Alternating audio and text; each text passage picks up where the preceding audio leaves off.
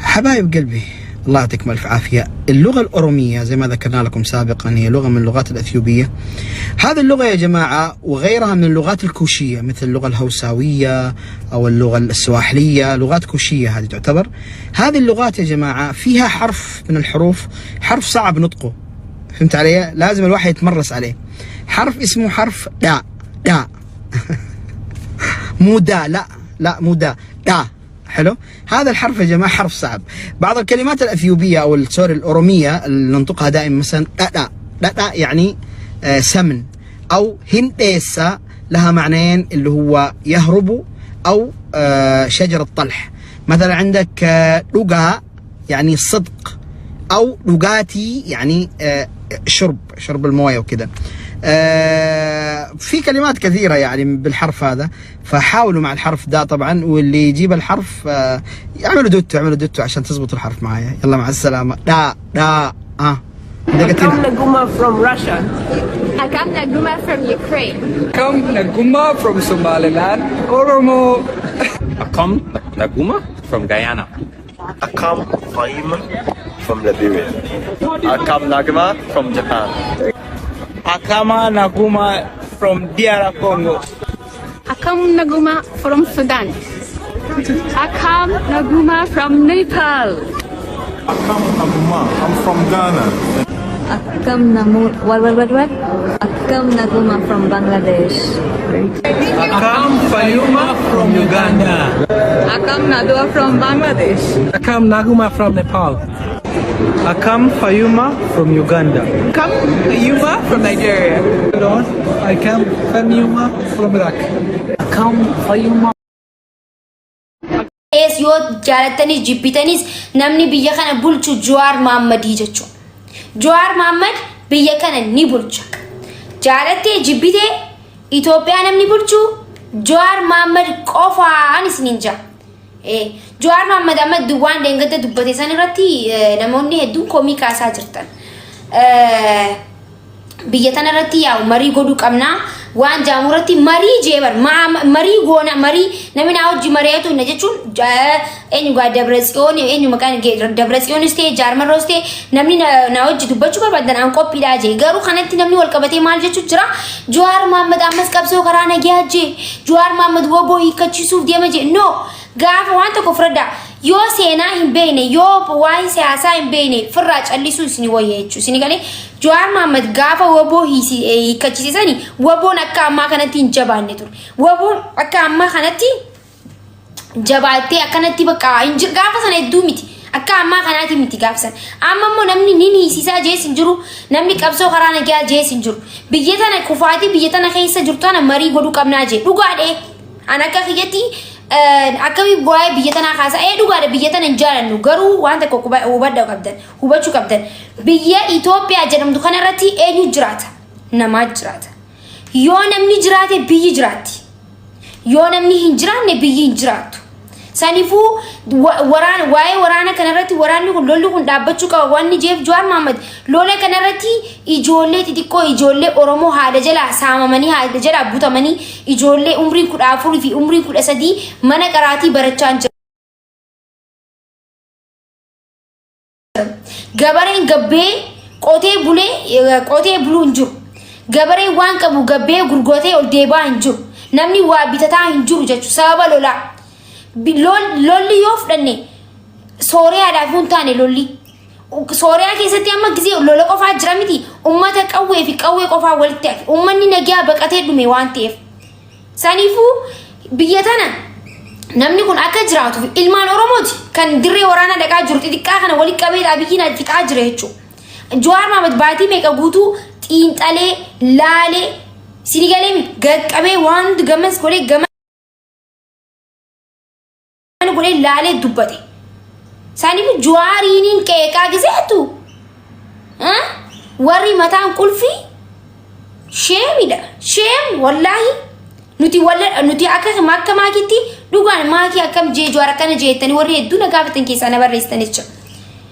Dhugaadha lola ani biyyi tun akka lolan barbaadu akka kiyyatti rabshaa kana barbaadu namni rabshaa kana keessatti lola kana keessatti amma bara kanatti nama miiliyoona meeqaa dhume namni takkaat qawweedhaa miti boombii gurraan dhageen beenu nama lola takkaa hin beenu nama waa takka hin beenetti qawwee hidhaniiti dirree waraanaa geessanii ficcisiisaa jira jechuudha.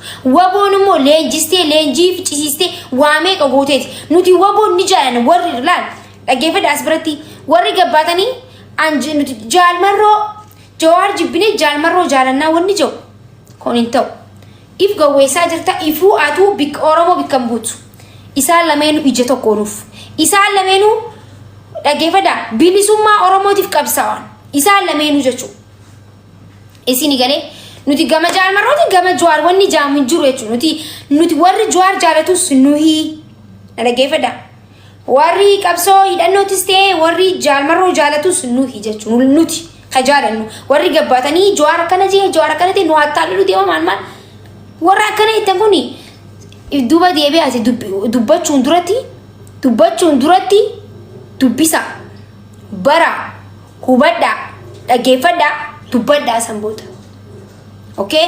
Jawaar Mohammed gaasirratti akkana godhuu deema akkana ta'uu deema akkana jennee hin dubbannu malee Jawaar Mohammed siistama qaba siistama. Sigalee yoo mariidhaan biyyituun godhamte mootummaan ala xulqufa. Mootummaan dammoo gizee marii godhamtu bikka wanniin jirreetti jaalmarroon sigalee bikka jaalmarroon hin jirreetti miti. Namni hundi walitti dhufeet kan mariin godhamu garuu yoo mariin godhame mootummaan kun nama marii hin barbaanne mootummaan kun nama nageenya hin barbaanne waan ta'eef guyyaa takkatti kufa yoo marii godhe guyyaa takkatti guyyaa marii godhe san laash balawjee Jawaar Mohammed irra korora geessanii hubadhaa dura wanni lolaan taatu takka illee hin jirtu. Waboon ni dhachiisna waboon nuuf haa jiraattu waboon maddis hin dhaabbanne ni gargaarras. Garuu Jawaar qeequun waan hin taane Jawaar mootummaadha. Jawaar hoogganaa siyaasaati. Hoogganaa siyaasaa Oromoo irraa waan eeggamu tokko dubbatee jira. Mo'achirra taa'ee maal akka dubbatu barbaadde? Ka warra sammuu mataan kulfiidha. Maal akka jiru barbaadde? Hoogganaa siyaasaati Jawaar Mohammed hin dhageenye isin. Bara hoogganaa siyaasaa Oromoo ta'ee jira. Akka duraanitti aktiivistii akkana xiinxalaa maal himti amma hoogganaa ni beektanii hoogganaa ta'ee jira amma. Hoogganaan tokko immoo waan dubbachuu qabu tokko dubbatee jira. Ammas gaaffii isa gaafatan. Kun gaaffii fi deebiidha malee waan ifirraa ka'ee dubbatee miti. Gaaffii gaafatan sirriitti bireechisee deebisee jira. Akka hoogganaatti, akka hoogganaa siyaasatti, akka mootii Itoophiyaatti waan isarraa barbaachisu dubbatee jira jechuudha. Kana fuuldura hin dhaabbannu. Jawaarin qeeqeettee garuu xiqqishoo jechuun wallahi nama Jawaar qeequ na ajaa'ibaa gosa takka. Jawaariin akkami Jawaar qeeqan? Qabsoo Jawaariin bartee Oromummaa Jawaariin bartee naasiif hima. San dura Oromummaa keetuun beektu ati. Jawaar Oromummaa kee si barsiise. Jawaar akka ifiin boontu si godhe. Jawaarii kun lafa keetii siin jee. Si galee miti. Jawaar si raftee si fixuu deema si dammeesse. Damma ke Oromoo siin jee dammi qeerroo fi qarree jee isin dammeesse Jawaar Mohammed.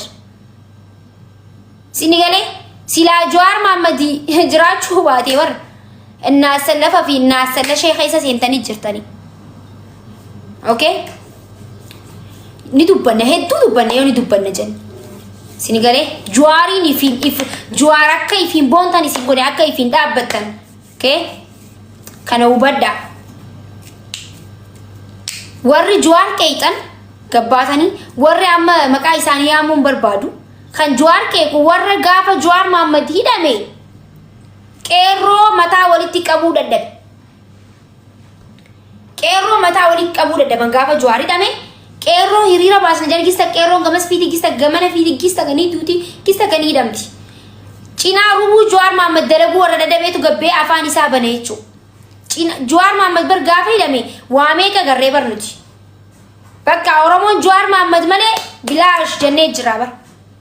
Jawaar Mohammed bari kan guyyaa 40 guutuu nuti anaa fi masarat dhaabaadha ni dubbadamee waan kan amma dabarre waan ta'eef masarat dhaabaa ni beektan anaaf masarat dhaabaa guyyaa Jawaar Mohammed bakka huqqatee akkasii boo mataa kiyya kana cabcibirra godhee ifuun beeku jee laayifii Facebook irra gabbee gaafan akkasii boo boo'icha murtanii itti khoofru turtanii wee bakka akkanatti qabdanii akka nama taayitaaniif dalagee takkatti fiiguu turtanii jechuu anaa fi Masarat Daabaa gaafa akkasi boonyisan nuti xiqqoollee ta'u waan fedhes ta'u Jawaar hidhamee sagaleen teenya takka nu wallahi guyyaa takkallee usneen beenu jechu usee anfaan keessaafu useetu hin beeku hidhamtoonni yoo usteen aan jettan kun asirra barreessame guyyaa takka useetiin beekame wallahi guyyaa takka useen beekan akkuma jeetin jira Jawaar gisee guyyaa 40 guutuu hin nyaanne warra taa'ee takka 2 3 4 5 jaje anqa 40 lakkaa'ee akka inni duuf warra kanaatu gabbee Jawaar maaliif bar Jawaar boon qabu warra jawu bar Jawaar duu qabaa warra jawutu gabbee Jawaar Mohammed qeeqaa jira isini galee gaafii gaafachuu barbaadda Jawaar Mohammed gaafii singalee gaafachuu barbaadda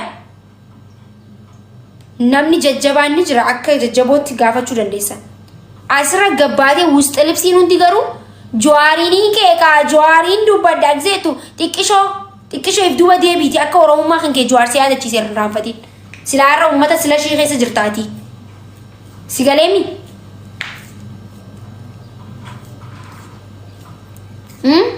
guyyaa 40 guutuu Jawaar akkamii kana dubbata jaa akka Jawaar mana hidhaa baasee akka nama Jawaar Mohammediif sagalee ta'ee beeku akka waa'ee Jawaar Mohammed dubbatee beekutti Jawaar maa kana dubbata Jawaar ammas nageenya jaa Jawaar ammas kana jaa jettan gabbaatanii maalaati maal gaafa Jawaar hidhame maal gooteeti mee maal gootee gaafa Jawaar Mohammed hidhame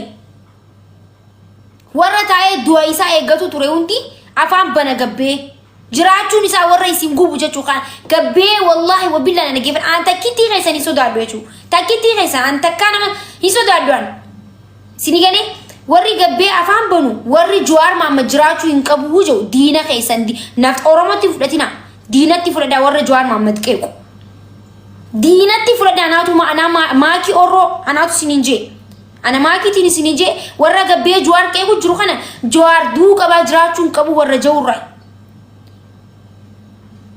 warra Jawaar duu qaba maaliif jiraatee maaliif bee jawurraa Jawaar Mohammed akkamii qeeqta Jawaar Mohammed abdiin kiyya ummataa fi rabbii jee bare abdii ummata raanee ne bar ummata waan gooneen isin waan gooneef du'aayi sheekootaa fi aalimootaa fi hayyootaa fi manguddoo fi sagalee teenya kan gisee hunda jennee asitti akka nama maraattee maakinaan qajettanii kan iyyuu kanaatu isa baasee malee akka keessanii silaarraa isin jiru Jawaar Mohammed akka nama isin bakka Jawaar Marroo nuti Jawaar Marroo jaalata nuti Jawaar Marroo maddii jira isinii miti isin warra Oromoo nyaachisu Oromoo ol keessa seensisuu barbaadu warra isin bee Jawaar Mohammed qeequ mooraalii takka hin qabdu Jawaar Mohammed qeequudhaaf irra deebitee dhalachuu qabdanaa siima warra mana barumsaa yoo irratti ijaaramee hin galleef warra maqaa isaatu sirritti barreessuun beenee gabbee maqaa namaa balleessa Jawaar Mohammed Jawaar ittiin boonaboo bismillaahi bar nafxanyaan ምን አለበት Jawaar አንድ ቀን ምን አለበት Jawaar በቀየኛ ቢሆን Jawaar ምን አለበት አማራ ቢሆን Jawaar wallahi Jawaar ittiin sila amaartitti taate Jawaar yaarra በቃ ጌታ keenya dhufe jaanii akkana Allahu akbarii wanni ni jaaniif jechuu ጌታ dhufe jaan Jawaar Mohammed itti uni amana silaarra nafxanyaate Jawaar Mohammed itti amananii sininje ana maakii sininje maaliif waan inni waan ta'uu fi waan godhamu hunda if dura godhee waan inni jee hundi waan ta'eef jechuu sinigalee waan fedhe dubbatu Jawaar Mohammed wallahi fuudhee na gurguratu annan gurguramaaf fakkeenyaan isiniin jee Jawaar Mohammed Oromoof godhe malee Oromoon goone akka nama Oromoo wanni jee tokkotti warri asii Oromoo nyaatanii akka Oromoon hin bilisoomne akka Oromoon qabsoon Oromoo olin kaane warri godhaa jiru afaan hin baniinaas baatanii nuti ka Jawaar Marroos jaalatu nuti ka Jawaaris jaalatu isaan lameenuu tokko nuuf ija mirgaa ija bitaati Jawaaris Jawaar Marroonis warri Oromoo qooduudhaan Jawaar Mohammed interview godhamee lafa kaatan mudhii dhattan qabsoo karaa nagaa maali usimee us gistakka qabsoo karaa nagaatiin nuti qabsoo karaa nagaarratti qeeqa qabdaati. Qabsoo karaa nagaatiinis gaggeessinee jira nuti. Siigalee qabsoo karaa nagaatiinis if kabachiisnee jira nuti. Sammuu Jawaar Mohammediin qawweedhaan miti kan deegada moote. Siigalee qawweedhaan miti kan maaligaa uummata kana galchite. Isin galee qawweedhaan miti Dabratsiyoon kan gaara isatti kara Maqalee qajeelchite qawweeni miti sammuu Jawaar Mohammediin malee. Okay? Sammuu Jawaar Mohammediin malee qawweedhaan miti. Wanni kana jeefin qaba.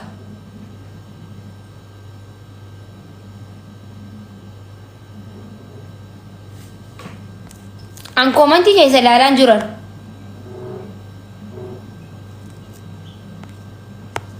Politikaan si ukkisee jira nyaadhu maal hin nyaadhu.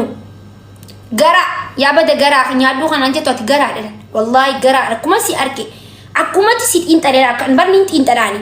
Jawaaritti beemi yoon Jawaaritti beebat. Okay? Namni laal gooteef duraan laala. Warra garaa laal akkuma si xiinxalee osoo hin taa'u garaa waan taateef maali nyaadhaan hin nyaadhu. Biyya kiyyaaf hin jiraadhaan garaaf hin jiraadhu. Garaa ta'uu kan kee hookisee politikaan nyaadhu.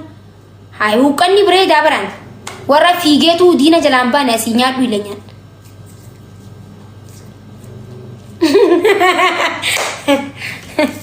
Way maaki yaa jarana.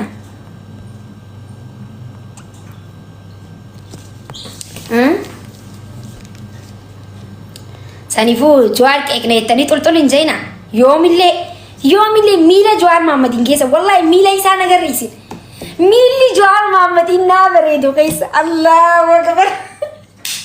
Wallahi miila akkasii bareedu miilli kun kan lafa deemu gaafa amboo keessa akkasii miilaan deeme jechuudha. Miila isaa kan ayaaskireemii fakkaata ayaaskireemii fuula keessa wallahi akka innaa bareedu miilli Jawaar Mohammed.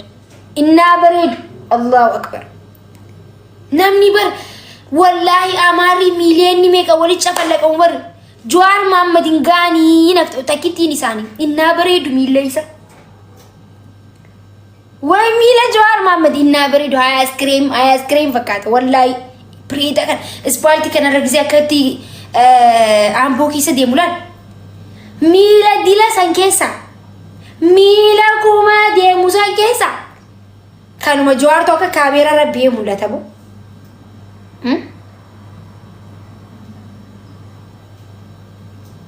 Jawaar Mohammed miila isaatuun geessaa giibi.